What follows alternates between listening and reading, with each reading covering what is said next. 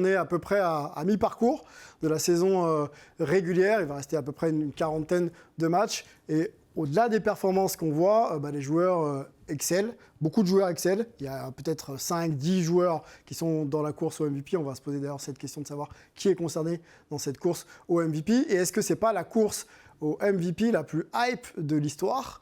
Puisque les cartons sont là, puisque les performeurs sont larges et qu'on n'y voit pas grand-chose. En tout cas, moi, pour le coup, je ne sais pas dégager un favori là, de MVP tout de suite. Donc, on va essayer d'y réfléchir ensemble. Déjà, quels sont les concernés, messieurs ? Parce qu'il faut essayer de s'arrêter sur un groupe éto, on va dire, de 4 joueurs. On va donner la main à Fred pour commencer. Quand on parle de course au MVP, aujourd'hui, on parle de quel nom ? Alors, pour moi, encore une fois, j'ai tombé dans le classique, oui. mais les mieux classés. Déjà, c'est important D'accord. pour moi. Donc, je vais prendre les 2 premiers de chaque conférence. Okay. Donc, tu as à l'Est, Boston. Donc, Tatum, logiquement. À l'Ouest, les Nuggets. Ouais. Donc, Jokic, logiquement aussi. Ensuite, tu as les mutants, que tu ne peux pas... que tu ne peux pas enlever de la discussion. Yanis, tu ne peux pas l'enlever. Non. Et ils sont pas si mal classés, ils sont 3e. Hein, donc, c'est pas dégueu. Et Luka Doncic. Un mutant aussi qui tire son équipe...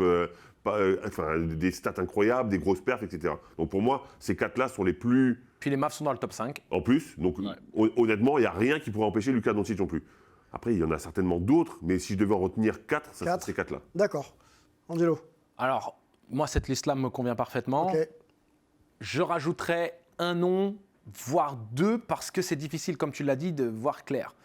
Kevin Durant, tu es obligé, avec la remontée en puissance incroyable des Brooklyn Nets et l'impact qui est le sien et les statistiques qui sont les siennes et.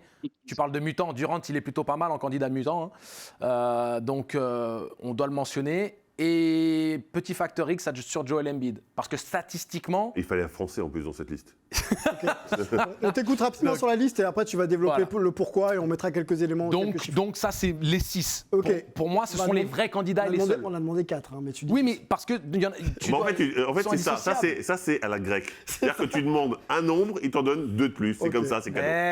Melvin, quels sont tes 4 ? Quand on parle de course au MVP, tu penses à quel joueur spontanément, pardon.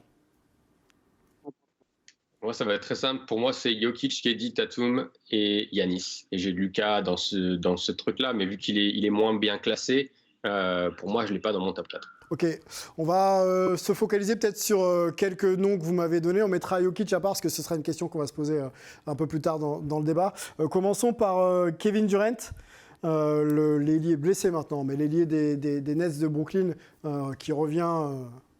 c'est il y a quelle saison déjà, mais d'une grosse blessure au tendon d'Achille, qui est de nouveau inarrêtable. Kevin Durant, voilà, quasiment 30 points de moyenne, 56% au tir. De toute façon, c'était en finale 2018. En quoi vous en faites un de vos favoris ? On va donner la main à Melvin, qui l'a vu du côté des Warriors. Favori, parce que si on se rappelle où les Nets étaient avant le début de saison, et même après les 10 premiers matchs, on ne pensait pas que les Nets pouvaient être à ce niveau-là. Et c'est vraiment grâce à lui, et tout tourne autour de lui en attaque, et on voit ces stats qui sont absolument exceptionnels quand on pense qu'il s'est fait le tendon d'Achille il y a 2-3 ans. Mais aussi, on n'en parle pas souvent, en défense. C'est vraiment le socle défensif de cette équipe de Brooklyn. Tout passe par lui. Donc sans KD, les Nets seraient à la ramasse, et avec lui, là, ils sont potentiellement un contenders. Tatum, je peux juste vas-y, tu réponds et ensuite je t'écoute sur Jason Tatum. Je suis pas d'accord parce qu'effectivement il score dans tous les sens, même avec certaines actrices porno, mais je trouve qu'il est quand même. Qu'est-ce que j'ai entendu ? Oui, il a un enfant avec une actrice porno. Moi, j'ai une problématique avec lui parce qu'il est quand même. Alors même si Kyrie c'est compliqué, je pense que la réussite de cette équipe c'est lui, Claxton et Kyrie. D'accord ? Ce qui n'est pas le cas de Jokic, par exemple, ou un peu moins, et encore moins le cas de Luka Doncic, par exemple. On rappelle que la course au MVP, le MVP, c'est Most Valuable Player, donc le joueur ayant le plus d'impact sur son équipe, et tu dis que là, il y a 3 joueurs qui aident. Voilà, c'est ça. Luka Doncic, dites-moi un mec qui l'aide dans son équipe vraiment tout le temps. Par contre, Tatum, non. Christian Wood. Oui, mais pas au niveau des joueurs que j'ai cités tout à l'heure. Jason Tatum, non, par contre. Si, aussi. La problématique, c'est exactement là où je voulais en venir, en fait, c'est l'enchaînement que je voulais avoir. Avec Tatum, la problématique, c'est que ça peut diluer les votes. Parce que dans son équipe, il a Jaylen Brown. Et qui est le vrai meilleur joueur de cette équipe, en fait ? question là. Oui, mais non. Alors concrètement, c'est assez simple de répondre Tatum. Oui. Et évidemment que c'est Tatum. Oui. Sauf que l'apport de Brown, il est considérable. Et est-ce que ça ne va pas diluer un petit peu les votes? C'est la question que je me pose. Après, statistiquement, le mec est incroyable. Il a plus de 30 points, 8 rebonds, donc c'est extraordinaire. En plus, meilleur joueur de la meilleure équipe, candidat très sérieux. Mon seul petit questionnement, c'est le fait qu'il partage le lead avec Jaylen Brown. Mais en fait, il y a un élément statistique, juste 10 secondes pour compléter, c'est que tu as le Player Impact Estimate, et ça justifie exactement ce que dit Fred, parce que justement, son impact, il est 6e, même pas en dessous, il est 8e, 10e, 11e. Maintenant, je me souviens du tableau, il est 11e. Et il rajoute toujours 2. Jason Tatum ? Il est 11e dans le Player Impact Index. D'accord, ok. Donc pas forcément dans cette course oui, parce évidente. Mais au final, pourquoi ? Parce qu'il a de l'aide. Parce qu'il a de l'aide, encore une fois.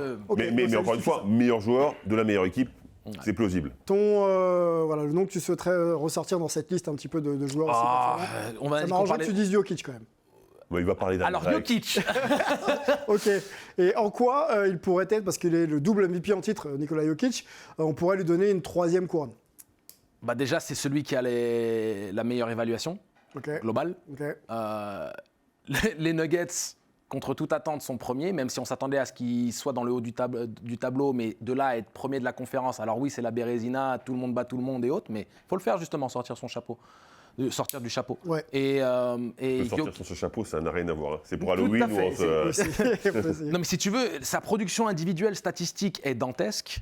Il est en train de réécrire les livres d'histoire. Il est peut-être encore plus fort qu'il ne l'a été lorsqu'il a eu ses deux premiers titres de MVP. Et les Nuggets sont encore plus forts. Donc le problème, c'est que... Non, mais il est peut-être un petit peu moins fort en termes de points marqués, mais il a de l'aide là maintenant un petit peu. Oui. Il est plus complètement seul. Il est complètement esselé et c'est lui qui tirait son équipe. Là, malgré le retour de tout le monde... Oui, mais plus de passes. Il fait plus de passes. Son impact, il est incroyable. Et puis surtout, c'est sa méthode. C'est-à-dire que j'ai maintenant les copains qui sont revenus, j'ai moins besoin de scorer, pas de souci, prenez les gars. Par contre, c'est la pièce angulaire du système des Nuggets. Il donne cette sérénité au collectif et il a une aura sur le jeu où, à un moment donné, pour moi, il est aussi méritant. Est-ce qu'on va avoir une sorte de Larry Bird au poste de pivot qui va avoir un 3e titre de MVP d'affilée?